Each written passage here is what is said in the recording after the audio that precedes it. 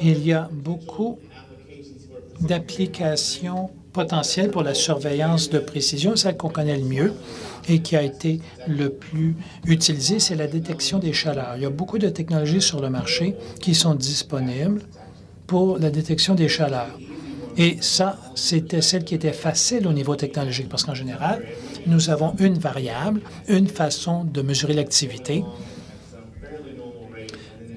Et l'activité pendant tout le mois va être normale. Et ensuite, oups, un pic. Et ensuite, oups, ça revient à la normale. Et on sait exactement quoi faire quand il y a une vache en chaleur. Ce n'est pas toujours aussi facile quand on commence à regarder la détection des maladies, par exemple. Avec les maladies, ça ne part pas nécessairement de 0 à 100 km à l'heure du jour au lendemain. Ça change avec le temps.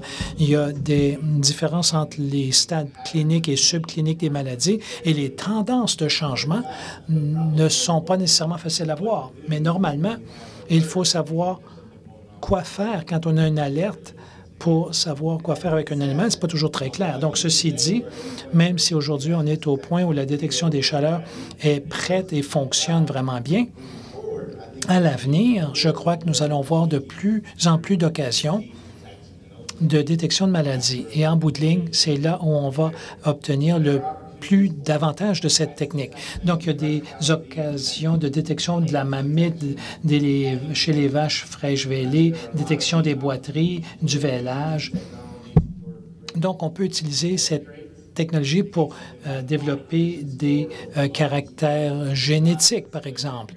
Il y a peut-être des situations où on n'a pas pu détecter des génotypes pour faire de l'évaluation génétique, mais avec cette technologie, on a davantage de phénotypes qu'on peut utiliser pour sélectionner pour ces caractères. Et il y a aussi beaucoup d'occasions au-delà de surveiller les vaches individuelles. On peut même regarder ou surveiller des troupeaux de vaches pour voir des changements dans les comportements de consommation, rumination ou de repos, pour voir s'il se passe quelque chose d'anormal avec tout le troupeau.